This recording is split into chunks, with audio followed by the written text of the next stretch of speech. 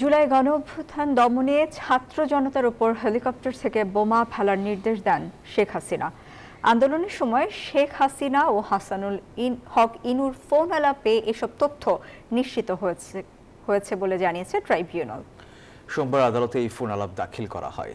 এদিন জেরার মুখোমুখি হন বাংলাদেশের আহ্বায়ক জুনায়েদ ও সাক্ষ্য দেন শহীদ সৈকতের বড় বোন। বর্বর হত্যার মাস্টারমাইন্ড হিসেবে তারা শেখ হাসিনার ফাঁসি চান।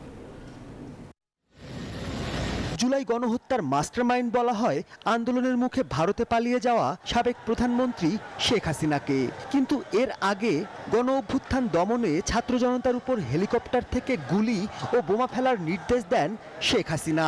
ট্রাইব্যুনালে সাক্ষ্য দিতে আসা জুলাই যোদ্ধা ও স্বজন হারানোদের বয়ানও মিলছে তার অকাট্য প্রমাণ। এদিন জেরার মুখোমুখি হন সাক্ষী আলিয়া হাসান জুনায়েদ। তিনি জানান ছাত্র জনতার উপর নির্বিচারে গুলি চালিয়ে অনেককে হত্যা ও জখম করেছিল আইন শৃঙ্খলা বাহিনী।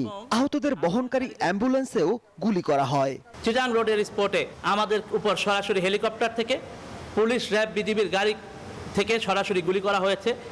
একমাত্র স্মার্ট সিটি বসুন্ধরা, আধুনিকতায় এক ধাপ এগিয়ে। অন দ্য স্পটে আমি নিজের চোখে 20 থেকে 25 জনকে পড়ে যেতে দেখেছি। 2024 সালের 19 জুলাই মোহাম্মদপুরে পুলিশের গুলিতে নিহত হন জুলাই যোদ্ধা সৈকত। সৈকতের বড় বোন সোমবার দুপুরে ট্রাইব্যুনালে সাক্ষ্য দেন। ভাই হত্যার বর্ণনা করে আসামিদের সর্বোচ্চ শাস্তির দাবি করেন তিনি। হাসিনা নির্দেশ দিয়েছিল স্টুডেন্টদেরকে মারার। একটা ফোন আলাপে তিনি ডিরেক্ট এই কথা বলে স্টুডেন্টরা রাজাকার এবং তাদেরকে ইংল্যান্ডের স্টাইলে মারা হবে।